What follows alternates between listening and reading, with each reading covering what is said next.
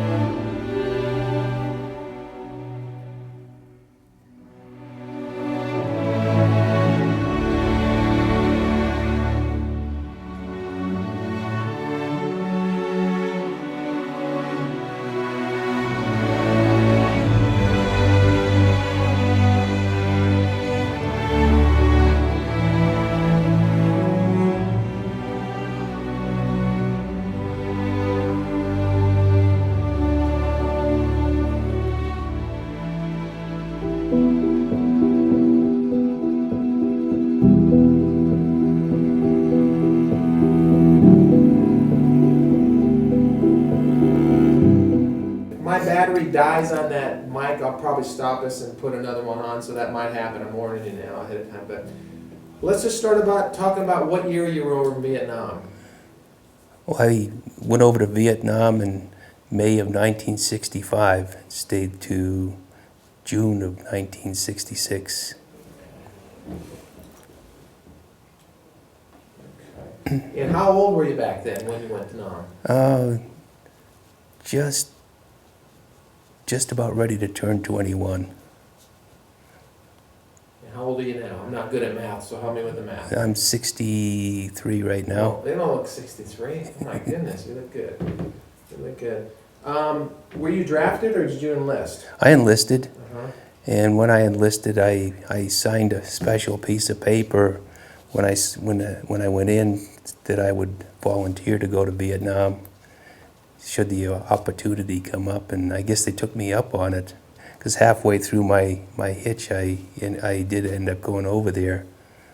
What happened is the orders came through to go to Okinawa, and I got on a troop carrier to go to Okinawa, and on the way over we heard that the first troops had gone into Vietnam, the Marines up north and the 173rd Airborne Brigade down south, and of course that's where I was going. So I knew I was going to Vietnam.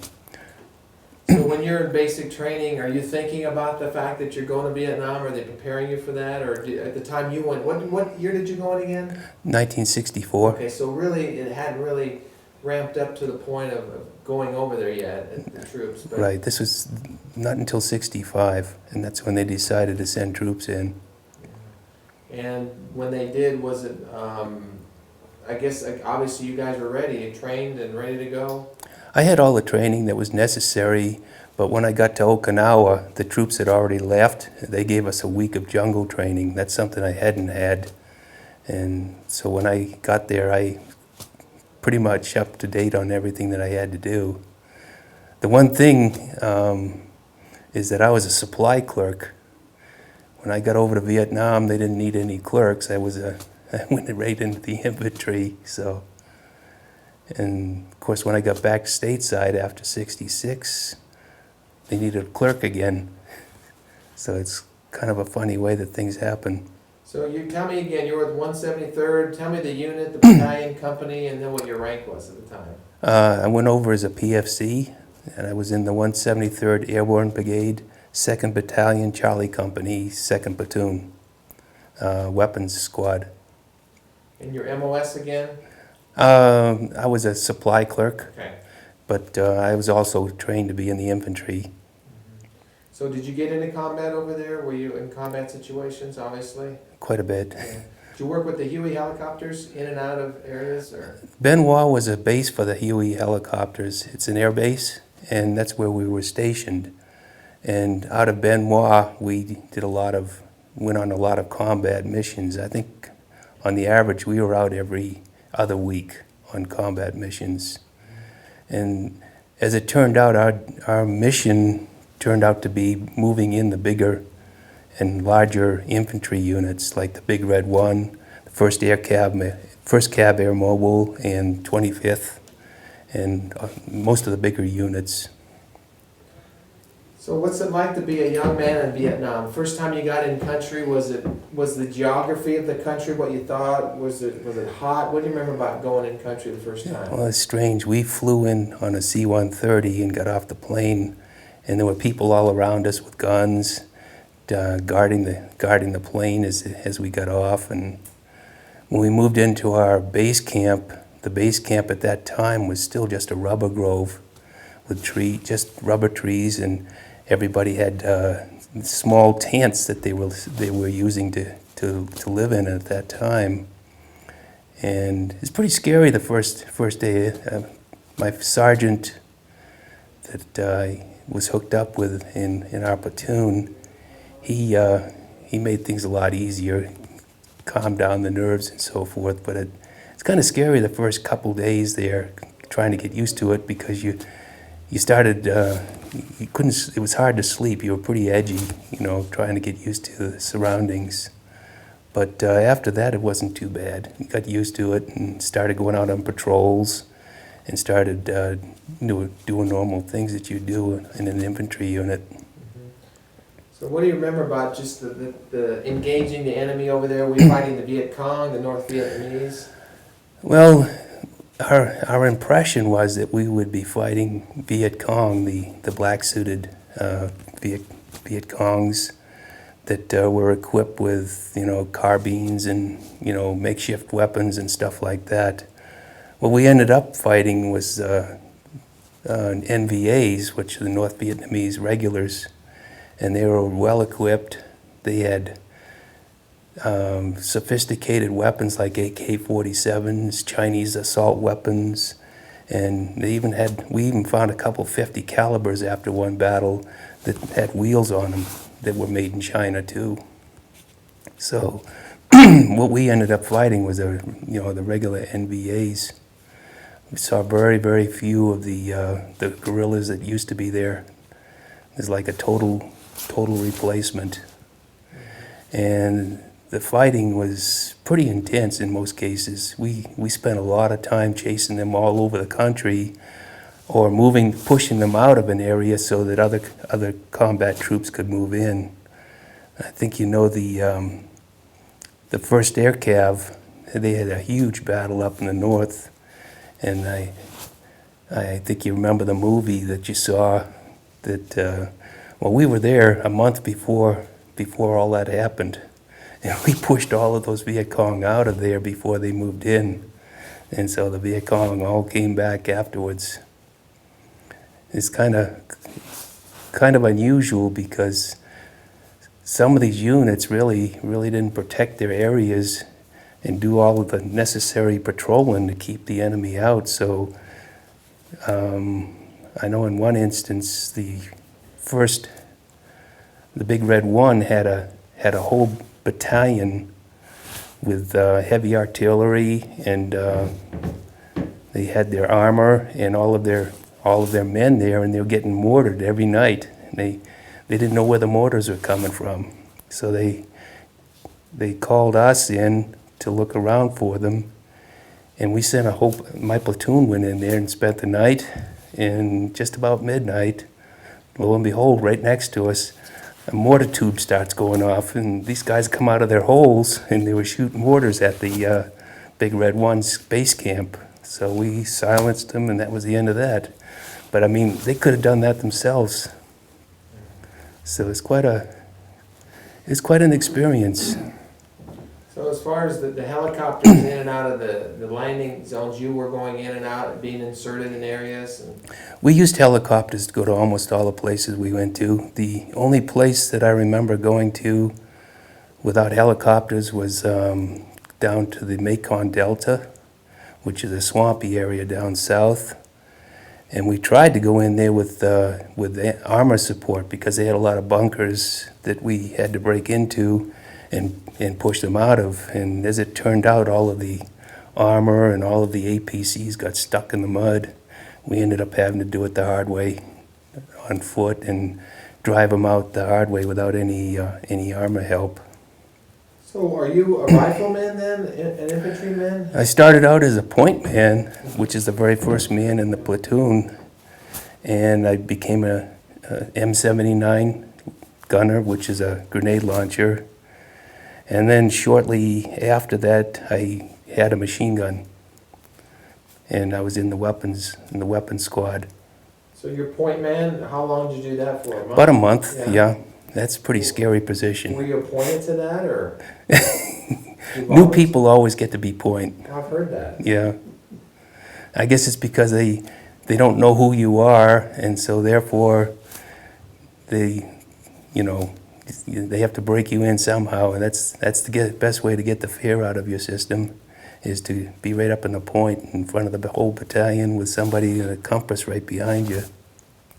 Well, when you got to Vietnam and you got into the field, did you feel invincible, like nothing can happen to you, and did that change? It changes for everybody, but yeah, I did for a while. I felt I was very lucky and that I was going to make it through there without any problems, and as it worked out, that all held up until I got shot a couple times, and then I wasn't invincible anymore. I got wounded just before I came home. And there was a couple other things that were really scary. I remember having a very close call with a mortar round, friendly fire, that just missed me. Got a couple other people instead.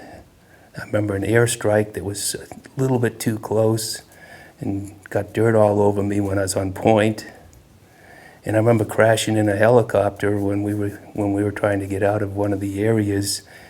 As it turned out, the whole battalion had left, and we were the final squad, which was holding off any enemy that was trying to get in close so that they could get shots at the helicopter. Well, as it worked out, they got our helicopter as we were just starting to leave. We got about 50 to 100 feet up in the air, and a couple bullets hit the Chinook helicopter, and we came down and spent the night there by ourselves. The only protection we had was from the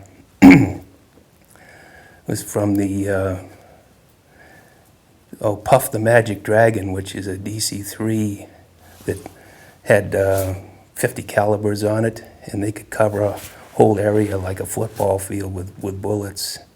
And they protected us all night long, and then another helicopter came and got us in the morning. There's about 10 of us. It's a pretty scary night. So as a point man, what are you doing? You're out there trying to find the enemy or booby traps, or? You got to keep your eyes open because you're the first person. If there's any booby traps or ambushes in particular, you're going to be the first one to get it. They're going to take you and the people just immediately behind you out right away. In fact, we had one point man, he's about 6 foot tall. He never even knew that he'd walked into a trench until it was way too late and they'd already shot him. I mean, he was dead before he even hit the ground. He got a bullet right through the head. So you'd have to be keeping your eyes open for any dead brush that looks unusual. You'd have to look out for booby traps, any wiring that might be around that's exposed that would show that there's a claymore mine out there. Trenches, or any sign of coming into a village area that's not projected on the map, any of that type of stuff. So after you were a point man, then what did you say you did after that? M79 grenade launcher, and that's just a different type of weapon. It's a good way to become familiar with the weaponry that we used over there. At what times would you use that, and what were your targets? With an M79, you would use that in normal combat, but you have to be careful because if you're in enough brush, the round on that becomes exposed after about 11 feet. You wouldn't want to shoot that at any brush that's too close to you. But it was really good for close-up combat. It was also good for shooting upwards and into an area where the enemy was entrenched. Would it explode like throw shrapnel, or what would happen? Yeah, it's just like almost like a regular grenade, not quite as powerful, but it's propelled. It's a propelled grenade. RPG, basically? Almost, yeah. RPG is a little bit bigger weapon, used for Tanks. a little bit longer range shooting like they use today. So when you're in combat, I mean, is there fear during the combat, or does it come before or after? I think there's fear all the time. If you're not afraid, you're foolish. You've got to be afraid, and you've got to be cautious no matter what you're doing, because when you let your guard down, that's usually when you're going to walk into something that you can't get out of. And over there, the skirmishes were quite often, and they really lasted just for minutes, and then they were over. If you weren't on your toes, and if you weren't careful, you get caught in the middle of one of those, you'd probably be in the kill zone and lose your life.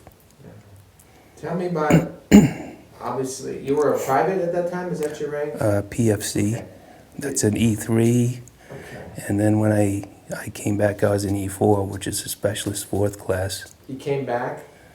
When I came back stateside. Okay. So over there, I've got several questions just about combat. I mean, how would you define combat? If you had to define it, what would you say? Combat. The activity that ensues when two opposing forces face each other and one or the other has to come out the winner. I guess it's just I guess that's the best way I could explain it. That's good. Did you lose friends that were close to you, wounded or killed, while you were there in Vietnam on that tour? We did. We lost people, but every time we had to take an objective, there was always a price associated with it. That was the sad thing about Vietnam, is you commit the forces and you commit the time and the effort to get these objectives and take them, drive the enemy out. There was always 4 or 5 people that were killed, maybe 30, 40 wounded at the end of each battle, and then you leave that place, you know darn right well that the enemy's going to be back there overnight. They're just going to come back and continue on as they did before. Or they'll just have reinforcements come back and reoccupy the land. So that was one of the sad things about combat, is that we did take casualties, we did lose people. They weren't heavy casualties, but none of the objectives were ever real. We never kept them. And so there was always another time that we'd be out there again, and we knew that. Was there a lot of uncertainty about Vietnam? Is that what maybe made it difficult, or the guerrilla type tactics, or was there a lot of uncertainty? Uncertainty about the enemy? Well, yeah, about where they were and their tactics and things like that. There was at first, because we didn't know what we were going to expect. But as time went on, we knew exactly what we were up against, and we knew the type of weaponry we were facing and the type of people we were facing. And we became a lot better at what we were doing as time went on. All the people in my unit were from Okinawa, and we had several sergeants that were veterans from Korea. And I mean, a very big mix of people. We had Cherokee Indians. My platoon alone had 4 Cherokee Indians. 2 of them were sergeants and 2 of them were young guys. And these guys were really great. I mean, they knew what they were doing. The sergeants knew what they were doing. And I think probably the mix of people that we had is one of the things that that made us successful over there during our year, our year that we were there.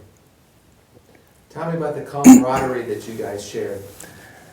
It's kind of mixed. We all had to trust each other, because when we were out on patrols or ambush patrols, you had to trust the person that you're with, because sooner or later you have to take a break, and he has to be on duty. You have to be able to trust him and trust your back to him and trust that he knows what he's doing if you run into a combat situation, because lots of people do get killed by friendly fire. It's probably just as big a killer as sometimes as the enemy itself. If you have a lot of spooked people that have never been in combat before, they can end up shooting their own buddies by mistake. And as I mentioned, that grenade launcher, if you're not careful with that, you could hit your own people with it. What was maybe the most difficult thing you had to do in Vietnam? Just adapt to it. I mean, it was much more than what I expected it would be. And once I adapted to it, I think it was okay. How about the day-to-day operations? I mean, was it routine at times, or was it always different? Day-to-day was almost a standard thing. We're in base camp. One night you go out on ambush patrol. Next night you have perimeter patrol, and you're guarding the perimeter. Normally we'd be there for 5 days, and after 5 days we'd be out in the field again. We never stopped. We were always on the go. I think I got one day pass to Saigon when I was over there, and I got 1 3-day R&R. That's the only time I had to go anywhere. So it was pretty hectic. We were always on the move. And even when we weren't on the move, we had to stand by for the other battalion, which would be out there too, because a lot of our operations were battalion operations. And our force was, we were a combat brigade, but we were combined with Australians and New Zealanders. And so we were like a multinational force there. And we oftentimes operated together on field missions. When we first started, a lot of our missions were only a single battalion, but as time progressed and the enemy got more numerous, we actually had to go out with 1 or 2 battalions, and in one case we went out with the 2 battalions and the Australians to support us also. That's interesting. Yeah. As far as the fighting going on over there, 65, 66 too, or just 65, 66? It was just getting started at that time. So how do you feel about the people back at home? Did you feel they were supportive of you being over there at that time? Well, at that time I think they were. I really do. The newspapers carried good information. We were doing very well over there, at least from our aspect we were. We were taking casualties, but we seemed to be doing well, and there were more troops coming in. So from my estimation, you know, I figured that we're just a small combat brigade. If 100,000 troops come over there, we got quite a few people. And I never dreamed how it would escalate on both sides, though, and how the enemy just continued to come up with more and more people. It's like they had a never-ending supply of weaponry. They had a never-ending supply of reinforcements.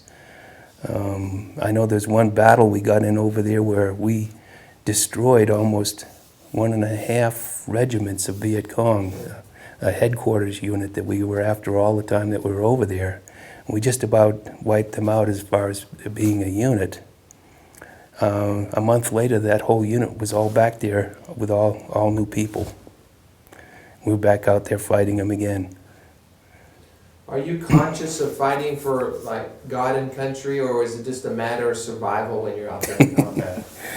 I think the glory, the God and country sort of started out, but you were really fighting for your life when you got in battle. That's fighting to stay alive, because you get out in the jungle, there's no place to go. Either he's got to leave or you've got to leave, and there's no other way around it. Are these memories still vivid in your mind, Rod, or is it like 40 years or so ago? Is it like a long time ago? It's a long time ago, but I still remember some of the big highlights of things that happened over there, because there were a lot of events that really stayed in my mind. I don't live them in terms of nightmares, but I still remember them. I remember the helicopter crash. I remember the battle with those 2 regiments that we had up there in the Triangle. I remember the battle down in the Mekong Delta. They're all still very, very vivid in my mind, but not in a way that I can't sleep about it. Sleep over it. What does combat sound like when you're actually in the midst of things, and what are you hearing? So many guns shooting that you can't hear anything. It's like a deafening sound of weaponry all going off at the same time, and explosions. You can't even hear your people yelling and shouting. It's mostly just signals and people running around. There's people getting hurt. You can hear the sounds of people getting hurt, calling for medics and stuff. But it's just a deafening sound, because the weaponry we have, even at that time, all those automatic rifles and the grenade launchers and the machine guns, the M60 machine guns, there's so much ammo being cranked out during a firefight that you can hardly hear anything. You can hardly hear yourself think. You can hardly hear anybody next to you. It's very deafening. And I think I asked you about your friends or losing people close to you. I mean, is that something that you think about after these years? Or? Well, of course, there were people that I served directly with, but I never lost anybody in my squad, and that was nice. There were people in our platoon that got killed, but I wasn't really close to any of them because I came in from stateside, and so basically I was just getting to know people myself. The only people that I was really close with were the people in my own squad, and they all came back. So we were very fortunate in that respect. On the other hand, there were some people that came over that were, new people to our unit, and they died on their first mission. It's really, I guess it's just a matter of being in the right place or the wrong place when it all happens. Well, do you have any stories to tell about helping any of the wounded, or was that just the medic's job, or did you personally get to help people that were hurt? Oh, there was one instance where one of our patrols got hit by a claymore mine, and we got called in to help them. And one of the guys that was laying in the middle, well, there's a few of them that were dead. I checked them, and our doc, our medic, was working on another guy, and he had me check the others to see if they were, they were still with us. And as it worked out, they were all dead. The one guy that was alive was so pale that I didn't even know who it was, but it turned out that he was a person that I chummed around with that was from Maine. And it's pretty sad. He'd been hit by shrapnel, and he had several holes in him, and no blood coming out anymore. And one of his fingers was lopped off, and he had another one in his cheek. And we tried, but he'd already bled too much, and we couldn't get him back. So he died very shortly after we tried to help him. And I think he was in shock even when I got there. Do you call in the choppers then to medevac the wounded out, or how do you do this? We did, but the choppers got there a little bit too late to help him, and the others were already dead. So the choppers were a great help for doing medevac, but what they really needed was some hospitalization right there in the field, which they have now over in the Iraqi conflict. They actually have hospitals that can serve people right there in the field and get them attention right away. Because a lot of the casualties are casualties because they bled to death, not necessarily because they were dead on the spot. But didn't the medics stop the bleeding and do things like that? I mean, this guy had too many holes in him. Well, maybe not just him, but just in general. Oh, yes, yeah. Yes. And we were all trained on how to stop the bleeding and patch people up with, minor wounds. But, you get something with a claymore mine, that's all kinds of pellets and whatever else have you going through a person all at one time. I think one of the most unusual hits was one of the guys that was in that patrol was a machine gunner like myself. And what had happened is he only got hit by one projectile. Projectile apparently had hit his weapon and then gone right up through his neck into his head. And he never knew it hit him. He just sort of sat down, from what they told me, and just sat down and stayed in space. So when you come home after having gone through a year in Vietnam, I mean, how do you transition back into civilian life after being through all that? I didn't have any trouble transitioning back because I did my best over there, and for all intents and purposes, we were quite successful in what we did. We took all our objectives. We paid our dues in quite a few respects, but we always came out on top, and I felt good about that. As the years went by and the things intensified and got worse, I didn't feel good about what was going on over there anymore.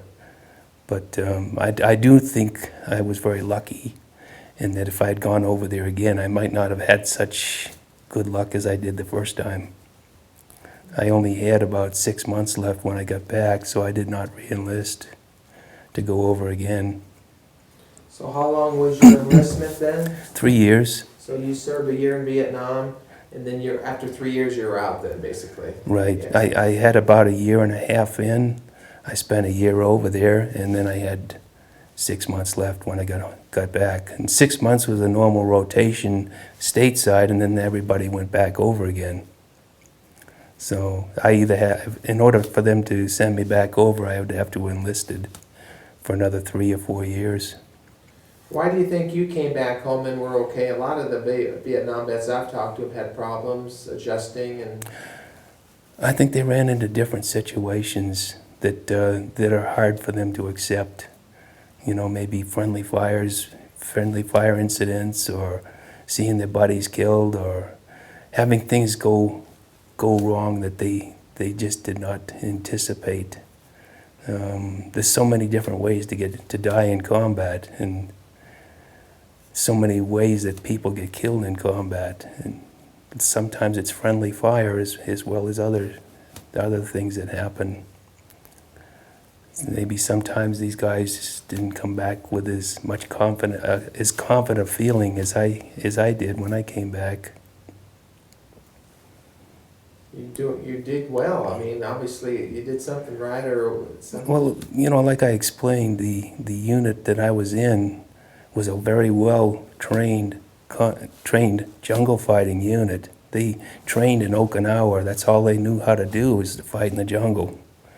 They had the best sergeants because they had people from Korea, and we just had the best of everything. We were ready to fight in the jungle. Did you deploy as a unit or individually in '65? You mean, Did you all go over to Vietnam together? they all went over there, and I joined them 2 weeks after they did. They went there, because I was still on the troop carrier when I heard that they'd shipped into Vietnam. And you were in the Ya Drang Valley before the November '65 when they had the big, the movie was made after. You said you were there a month before. At least a month to a month. Central Highlands, is that where you The were Central Highlands, yeah. Now we didn't exactly. What we did is we were part of a force, and we were linked up with the Marines out to the north, and they would pushing the Viet Cong out of the area, and then we had formed like a blocking force. And then we also had a battalion do a sweep to push the rest of them out. In fact, I was there. That was the first time I spent 30 days in the field in the same pair of clothes. They were all tore up and everything. One of the Marine generals came in to, conduct an inspection of our unit. And when he got a look at us, he says, "Boy," he says, "these guys have really good morale for being out in the field for 30 days. He says, "Oh, by the way, I'm going to send in some clothes for them." So we all got fresh pants and shirts to wear, because all our clothes were all tore up and rotted away from being out there in a month. And the hill that we occupied was right next to a hill which was occupied by the mountain yards. And they really liked us. They didn't like the Viet Cong. They didn't like the South Vietnamese, but they seemed to like Americans. I guess it's because the Special Forces had gotten along so well with them in the past, and when they saw us, they're just happy to see us. I guess they were really rooting for our side as well.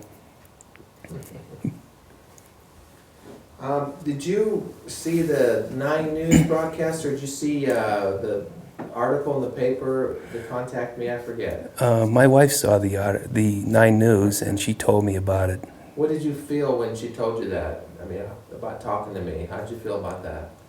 I thought it'd be kind of interesting to bring it up and to talk about it, because I don't really talk to it about too many, with too many people.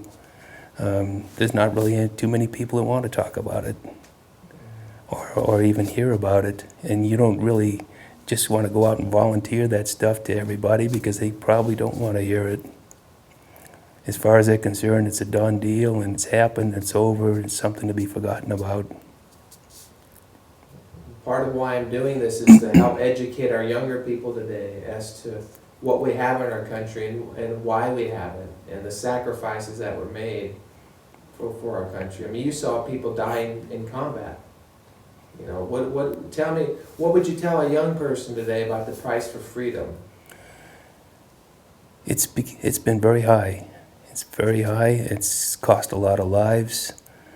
I think Vietnam was kind of a costly venture on our part, but I've read some books about people that have made much larger sacrifices earlier than that in World War II, especially in Iwo Jima and some of those places. I'm just beginning to realize that the casualties that we've experienced through our time have been much lighter and much easier to take than the ones that they experienced over there in those islands, and the close-up fighting with the Japanese. So we have come a long ways as far as being able to cut down on our casualties, but there's still a very high price to pay for freedom, and I think everybody should know that. and understand that what they have today is not free. It's people have paid for it with their lives. As a veteran and an American citizen, Rod, what does the American flag mean and represent to you? Everything that I want to be. Free, happy, have a family, and live my life the way I want to live it, as long as it's within the law. And it also represents the values of the people that sacrificed all of that to allow me to be here. And I think that's one of the reasons why I had no problem with going over to do it myself when the time came. And fortunately for me, I've had a chance to live my dreams. Good. Are there sights, sounds, or smells today that bring back Vietnam? No, nope. There's nothing that can compare with that jungle. There's nothing that can compare with the heat, the 110-degree heat that you ran into, the humidity, the insects, the red ants that bite you in the neck, the leeches that get all over you when you go through the rice paddies. No, there's nothing that compares with it. And yet I think I would rather have fought over there than to have gone to Iraq. I don't think I would adapt to that type of fighting. The jungle, have one enemy defined. You know who he is, and you know he's there, and you don't have to worry about innocent civilians. So that was my type of place, and I would rather go back there than probably do the fighting that they're doing in Iraq today. I really feel for those people. You think there's similarities today with what's happening today in Vietnam? Yeah, I think our military learned a lot of lessons from Vietnam, but I don't think our government has learned any lessons. I think Vietnam was an ideal situation for the Viet Cong. They had unlimited supplies of people, they had unlimited supplies of weaponry, and they had infiltration routes from any direction they wanted to come in. So it was a lose-lose. You can't defeat that type of an enemy unless you go up and destroy the source of the supplies and the source of the people. You'd have to go up to Hanoi and to destroy most of the country to stop them in any way. And I think the same, Iraq is not Vietnam, but it's still the same situation. It's a lose-lose because you can't stop the inflow of people from Iran and Syria and all these other places that are supporting it for the enemy side. And I think our government hasn't learned that lesson yet. I know our military has learned the lessons because if you watch the tactics of Schwarzkopf, and if you watched how Tommy was it Tommy Rick or Tommy Lee? I know who you're talking about. How the generals handled their combat situations, they hit the heart of the country first, and then they moved the troops in, and they were very fast. They were able to get in and get out. But to try and occupy a country without cutting off the supplies of people and weaponry that are facing you, I don't see how you can win it. It's a lose-lose situation. It's pretty sad. I really admire our people that are fighting over there, and I really admire the way Afghanistan was handled, but I feel really sad about the way Iraq has turned out. It really had to be a turn there, and the turn had to be that the people themselves took on their own responsibilities of getting the insurgents out of there. There's no way we can do it for them. So how old were you again back in Vietnam? Did you say 21? I was 20, going on to 21. That's pretty young to be in combat. Well, there were some others that were younger than that. I think the lowest age that was over there was 18, maybe just turning 18. There were some young people over there. I felt like an old man when I was 20 and when I turned 21. Have you ever seen any movies about Vietnam? Yeah, I've seen almost all of them. Anything come close to what it was really like? A little bit. They dramatized it a little bit, but a lot of it was just long, long, boring days of combing the countryside and moving maybe 10 miles through the jungle and not encountering anything. I mean, it wasn't all what they put in the movies, but some of it was kind of realistic. I really got something out of the battle up in the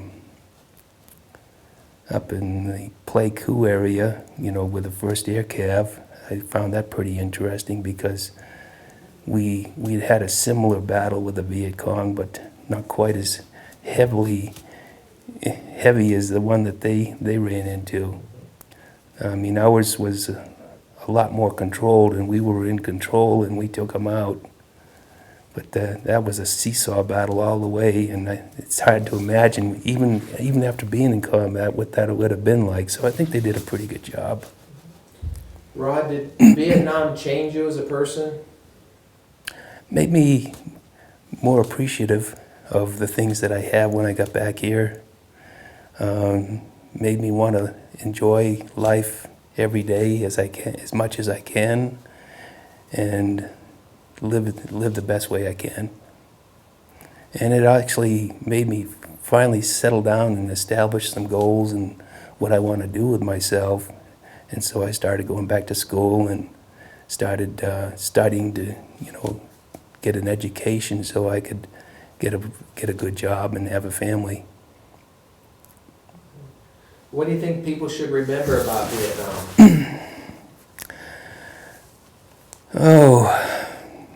That it happened, that it was a very intense and a very dirty war. I think we should look at it as a lesson, and I think we should also look at the fact that maybe our government shouldn't should not be so fully in control of how wars are fought as they were at that time. I think there were way too many restrictions put on how things were done, when they were done, who did them, and I think they held us back from either getting it over with or just getting out of there. I guess that's the best way I can put it, is we either needed to fully commit and get it done or get out. Are you proud that you're a Vietnam veteran? Yeah, I have no reason not to be. It's sad because if you mention that to anybody, they say, "Oh, we lost that war." Well, yeah, maybe we did, maybe we didn't, but at the time we were over there, we weren't losing. At least we didn't know we were losing anyway, and we came back and we didn't feel like we lost it. I mean, this all took many, many years to fully, work its way out to, the end that it came up with. So no, I'm not ashamed a bit about it. I'm sad that all the people that did go over there and lose their lives did, because I think that it was all in vain. We never accomplished what we set out to do, and the country actually did end up being communist or in control of the North. So we really didn't accomplish anything. We just spent a lot of time for nothing. Have people thank you for your service?